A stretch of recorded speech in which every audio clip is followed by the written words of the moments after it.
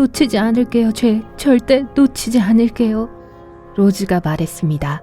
그리고는 제게 손을 놓았고 영화관 전체가 눈물을 흘렸죠. 1997년에 타이타닉이 개봉했을 때 일어난 일이에요. 거의 30년이 지난 지금 이 장면을 10번째, 20번째, 50번째 보면서도 울지 않기가 정말 어려워요. 그런데 이 위대한 러브스토리는 실제 있었던 일일까요? 아니면 제임스 카메론이 드라마를 위해 만들어낸 것일까요?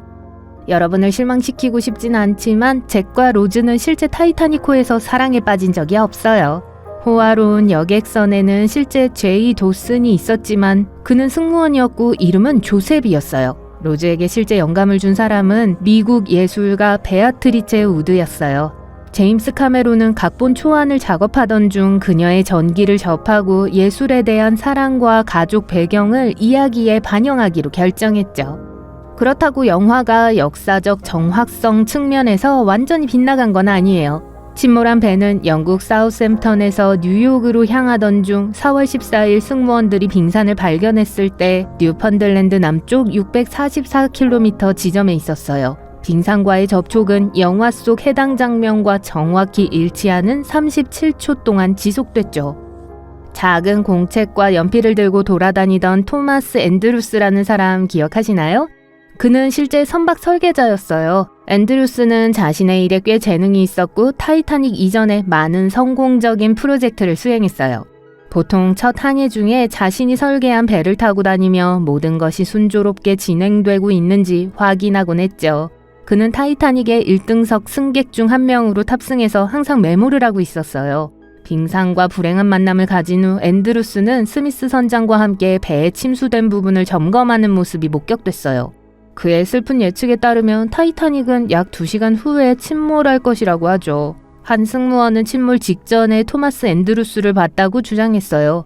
그는 타이타닉을 떠나지 않기로 결정하고 구명조끼를 입지 않았어요. 그 후 아무도 그를 보지 못했어요.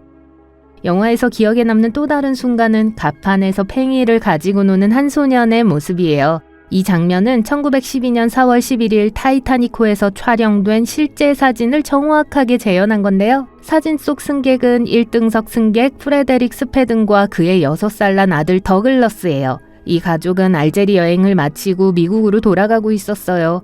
승객 대피가 시작되자 스패든의 간호사는 더글라스에게 별을 볼 수 있을 거라고 말했어요. 더글라스는 극적인 순간을 모두 넘기고 다음날 아침 구명보트에서 무사히 깨어났다고 해요. 그의 아버지 역시 침몰 사고에서 살아남았어요. 안타깝게도 더글라스는 3년 후 자동차 사고로 목숨을 잃었습니다. 스크린과 실생활에서 타이타닉의 가장 카리스마 넘치는 여성 중 한 명인 몰리 브라운이 가라앉지 않는 몰리 브라운이라는 별명을 얻은 데에는 그럴 만한 이유가 있어요. 여러 목격자들은 영화 속 가슴 아픈 장면처럼 그녀가 구명보트에 탄 다른 승객들을 설득해 더 많은 생명을 구하려고 애썼다고 기억해요. 카르파티아호가 생존한 타이타닉 승객들을 구조하러 왔을 때 마가렛 브라운은 다른 생존자들을 돕고 있었고 그 과정에서 동료 1등석 승객들도 함께 구조에 참여했어요. 생존자들이 모두 육지에 도착하자 브라운은 생존자위원회를 조직했습니다. 그녀는 많은 사람들을 구조한 카르파티아호의 선장에게 상을 수여했으며 자신이 여성이라는 이유로 타이타닉 청문회에 증언할 수 없었던 것에 대해 매우 분개했죠. 영화에서 배의 4번째 파이프 위에는 연기가 전혀 보이지 않는데요. 기술적인 실수가 아니에요. 실제로 그 파이프는 더 인상적인 외관을 위해서만 있었을 뿐 사실은 필요하지 않았어요. 주인공이 출항하기 전인 1911년만 해도 대형 선박은 대부분 4개의 굴뚝을 달고 항해했어요. 거대한 보일러에서 열과 연기를 끌어오기 위해 굴뚝이 필요했기 때문인데 타이타닉은 굴뚝이 3개만 있어도 작동할 수 있는 엔지니어링의 결정체였어요. 그래서 균형을 맞추기 위해 4번째 굴뚝이 추가됐어요. 역사상 가장 위대한 배에 파이프가 3개만 있으면 대중이 실망할 것이라고 생각했기 때문이죠. 이 영화에는 2억 달러라는 엄청난 예산이 투입됐지만 이마저도 가능한 모든 비용을 충당하기에는 충분하지 않았어요. 카메론은 돈을 절약해야 한다는 것을 알고 우현, 즉 오른쪽에만 라이너의 복제품을 제작했어요. 더 사실적으로 보이기 위해 이쪽을 선택했죠. 촬영 장소의 바람은 주로 북쪽에서 남쪽으로 이동했기 때문에 연기가 나가면서 여객선이 실제로 바다를 통과하는 것처럼 보였어요. 하지만 사우스햄튼에서 출발하는 타이타닉호와 사람들이 손을 흔드는 첫 장면을 기억하신다면 제작진이 왜 이 장면에 어려움을 겪었는지 이해하실 수 있을 거예요. 실제 배는 항구, 즉 왼쪽에 정박해 있었어요. 제작진은 기발한 해결책을 찾아 장면을 가로 뒤집어 실제처럼 보이게 만들었어요. 의상의 글자와 단추를 뒤집고 배우들이 반대 방향으로 걸어서 포스트 프로덕션에서 모든 걸 변경했죠. 눈물을 흘리지 않고는 볼 수 없는 장면 중 하나는 타이타닉과 함께 가라앉는 노부부가 서로를 붙잡고 있는 장면이죠. 이 가슴 아픈 에피소드에 영감을 준 부부는 실제 인물로 이 가라앉지 않는 배의 가장 부유한 승객 중 일부였어요. 이시도르와 아이다 스트라우스는 메이시스의 소유주였어요. 재난 소식이 퍼지자 두 사람은 구명조끼를 입고 다른 승객들과 함께 갑판으로 달려갔죠.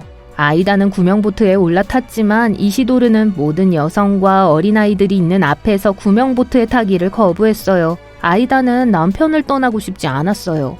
그래서 구명보트에서 내렸고 더 이상 필요 없다며 가정부에게 밍크코트를 건네줬죠. 이시도르는 아이다를 팔로 감싸 안았고 거대한 파도가 두 사람을 바다로 휩쓸어버릴 때까지 배의 교각에 머물렀어요. 그래서 침대 장면은 사실 정확한 건 아니었고 제임스 카메론은 나중에 자신이 감독으로서의 약간의 가미를 했다고 인정했어요. 배가 가라앉을 때 주인공들 옆에서 물병을 들고 술을 마시고 있던 이 남자를 아시나요? 그는 영국 출신의 찰스 조인으로 제빵사 10명, 제과사 2명, 비엔나 제빵사 1명을 책임지고 있었어요. 그는 큰 돈을 벌 수 있을 것으로 기대했고 모든 일이 순조롭게 진행됐다면 가장 높은 보수를 받는 선원 중 한 명이 될 수 있었을 거예요. 빙산이 부딪히던 날 밤 조이는 근무를 마치고 침대에서 휴식을 취하고 있었어요. 그러다 즉시 일어나 제빵사에게 구명보트에 빵을 배달하라고 보냈죠. 그리고는 방으로 돌아와 술을 마셨어요. 갑판으로 돌아온 그는 다른 대원들이 배정된 구명보트에 타는 것을 도왔어요. 내부에는 더 이상 그가 들어갈 공간이 없었기 때문에 그는 결국 배의 난간 바깥쪽에 서게 됐어요. 마침내 타이타닉이 침몰하자 그는 헤엄쳐서 멀리 떠올랐고 해가 다시 떠오르자 구명보트 중 하나를 발견하고 카르파티아에 의해 구조됐어요. 병 안의 내용물이 그가 살아남는데 도움이 됐을 거예요. 타이타닉에 영원히 머물기로 결정한 잘 차려입은 남자는 미국의 사업가 벤자민 구겐하임이었어요. 그 성이 익숙하게 들리실 텐데요. 사실 그는 그 유명한 가문 출신이었어요. 구겐하임은 그의 하인, 약혼자, 프랑스 출신 가수인 레오틴과 그녀의 가정부, 그들의 운전기사와 함께 여행하고 있었어요. 그들은 모두 사우샘턴을 떠난 후 타이타닉이 프랑스에 잠시 기항할 때 타이타닉에 탑승했어요. 재난이 닥쳤을 때 벤자민은 여성들이 구명보트에 타는 것을 돕고 있었어요. 다음 날까지만 잘 있으라고 말했다고 해요. 그는 배가 빨리 수리될 것이라고 확신했어요. 구겐하임은 많은 여성과 젊은이들이 보트에 타는 것을 도운 후 남은 자리를 놓고 싸우지 않기로 했어요. 그와 그의 시종들은 갑판에서 1등석 스위트룸으로 돌아와 최고급 정장을 입고 신사답게 사라져갔습니다.